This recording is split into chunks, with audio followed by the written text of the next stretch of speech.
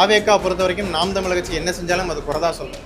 நாளைக்கு வெள்ளம் வந்து பயிரெல்லாம் மூழ்கி போச்சுன்னு வைங்க, அந்த பயிர் என்னாச்சுன்னு கேட்டால் எங்கள் அண்ணனோட மயிரை பற்றியான்னு கேட்க கூட நிலைமையில் வரும். அந்த அளவில் தான் அவங்க இருக்காங்க. நாம் தமிழர் கட்சி வந்து இந்த மக்களுக்காக மண்ணுக்காக தொடர்ச்சியாக களத்தில் நிற்கக்கூடிய ஒரு கொள்கை பிடிப்போடு இருக்கக்கூடிய ஒரு கட்சி தான். இது வரைக்கும் திரையில் ரசித்த ஒரு நடிகனின் முகத்தை ஒரு முறை பார்த்துணுன்றதுக்காக போய் பார்த்து உயிரிழந்தவர்களுக்கு அரசு பணி கொடுக்குறது ஏற்புடையதில்லை. தோல்வியை சந்தித்தாலும் கொள்கை பிடிப்போடு இருக்கக்கூடிய ஒரே கட்சி நாம் தமிழர் கட்சி தான். அப்படின்றதுக்காக தான் இன்றைக்கி ஒரு ஆயிரக்கணக்கானவர் வந்து நாம் தமிழர் கட்சியில் இணைகிறாங்க. இப்போ பொதுவாகவே வந்து நாம் தமிழர் கட்சி வந்து இந்த தேர்தலில் தோல்வியை சந்திச்சிருச்சு. வாக்கு சதவீதம் ஒரு 8%, 4% குறைஞ்சிருச்சு. நாம் தமிழர் கட்சி அவ்வளோதான், இனி எழவே இயலாது அப்படின்னு சொல்லி பல தரப்பில் பேசுகிறாங்க. அப்படியெல்லாம் இல்லை, தோல்வியை சந்தித்தாலும் கொள்கை பிடிப்போடு இருக்கக்கூடிய ஒரே கட்சி நாம் தமிழர் கட்சி தான். அப்படின்றதுக்காக தான் இன்றைக்கி ஒரு ஆயிரக்கணக்கானவர் வந்து நாம் தமிழர் கட்சியில் இணைகிறாங்க. அந்த விழா தான் இன்றைக்கி நடந்துக்கிட்டு. ஆவேக்கா பொறுத்த வரைக்கும் நாம் தமிழர் கட்சி என்ன செஞ்சாலும் அது குறை தான் சொல்லும். சரிங்களா? நாம் தமிழர் கட்சி வந்து இந்த கரூரில் அரசு பணி வழங்கினதை வந்து அவங்களுக்கு அரசாணையை ரத்து பண்ணியிருக்கு. எதனால் அப்படின்னா, இன்றைக்கி அரசு வேலைக்காக படிச்சுக்கிட்டு அதுக்காக காத்துக்கிட்டு லட்சக்கணக்கான இளைஞர்கள் இருக்காங்க. அவர்கள்லாம் இந்த இதுக்காகவே படித்து இத்தனை ஆண்டு காலமாக வந்து அதுக்காக உழைச்சி தங்களுடைய பொழுதுபோக்கு எல்லாத்தையும் விட்டு அதுக்காக காத்துட்டு இருக்கக்கூடியவர்கள், இன்னும் 50 வயசு ஆகியும் அரசு பணி கிடைக்காமல் இருக்கக்கூடியவர்கள் இருக்காங்க. இடைநிலை பணியாளர்களாக நிறைய பேர் இருக்காங்க.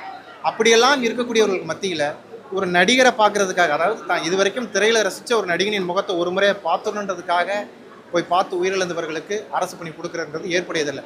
அவர்களுக்கு அந்த கட்சி சார்ந்து பணம் கொடுக்கறது இல்லை வேலை கொடுக்கறது நம்ம ஏற்கிறோம். அரசு பணின்றது அதுக்காக யார் படிக்கிறாங்களோ, அதுக்காக யார் காத்துக்கிட்டு இருக்காங்களோ அவங்களுக்கு தான் கொடுக்கணும். இப்போ இது வந்து அப்போ இந்த 41 பேர் குடும்பம் வந்து உங்களுக்கு சாபம் சும்மா விடாது அப்படின்லாம் சாபம் விடுறாங்க.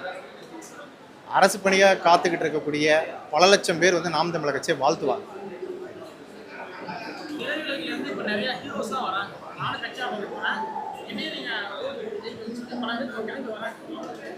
இல்லை, அதுக்கு காரணம் இவர் தான், விஜய் தான்.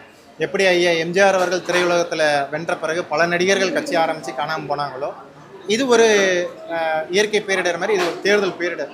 அந்த மாதிரி தான் இன்றைக்கி விஜய் அவர்கள் வெற்றி பெற்றிருக்காங்க. இதை வச்சு இதன் பிறகு நம்மளும் வென்றலாம், இந்த தமிழ்நாட்டை ஆண்டுலான்ற ஒரு கனவுல தான் பல பேர் வர நினைக்கிறாங்க.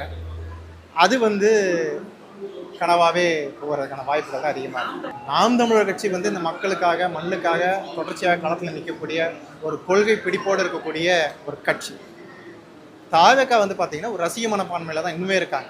அவங்க வந்து இன்றைக்கி காவிரியில் தண்ணி வரல, நிலமெல்லாம் வந்து காஞ்சி கிடக்குன்னா எங்கள் அண்ணன் பார்த்தே எவ்வளோ கூலாக போகிறாரு, எங்கள் அண்ணனோட கூலிங் கிளாஸை பார்த்தீங்களான்றாங்க.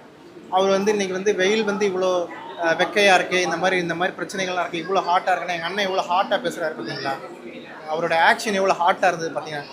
நாளைக்கு வெள்ளம் வந்து பயிரெல்லாம் மூழ்கி போச்சுன்னு வைங்க, அந்த பயிர் என்னாச்சுன்னு கேட்டால் எங்கள் அண்ணனோட மயிரை பற்றியான்னு கேட்க கூட நிலைமையில் வரும். அந்த அளவில் தான் அவங்க இருக்காங்க. அதனால் வந்து அவர்களையும் வென்றுட்டாங்க அப்படின்றதுக்காக நாம் தமிழர் கட்சியும் தாவேக்கும் ஒப்பிடாதீங்க. அது மலைக்கும் மடுவுக்கும் இருக்கக்கூடியது.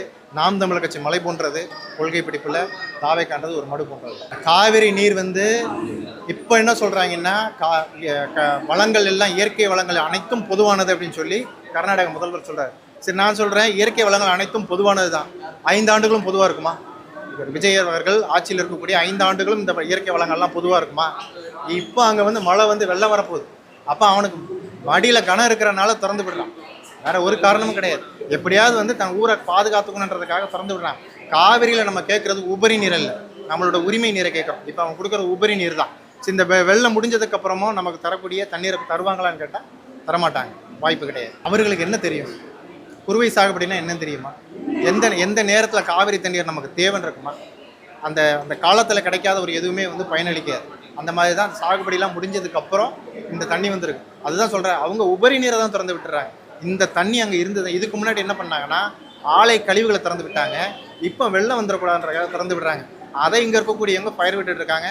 அமைச்சர் என்ன சொல்கிறாரு, குறுவை சாகுபடி அப்போ உங்களுக்கு தண்ணி வரலன்னா நீங்கள் குறுவை சாகுபடியை விட்டுட்டு அடுத்த கட்ட பயிர்களை வந்து நடுறதுக்கு பழகிக்கிங்க. எந்த விதத்தில் இதெல்லாம் நியாயம்? இதுதான் அவர்களுக்கான புரிதல்.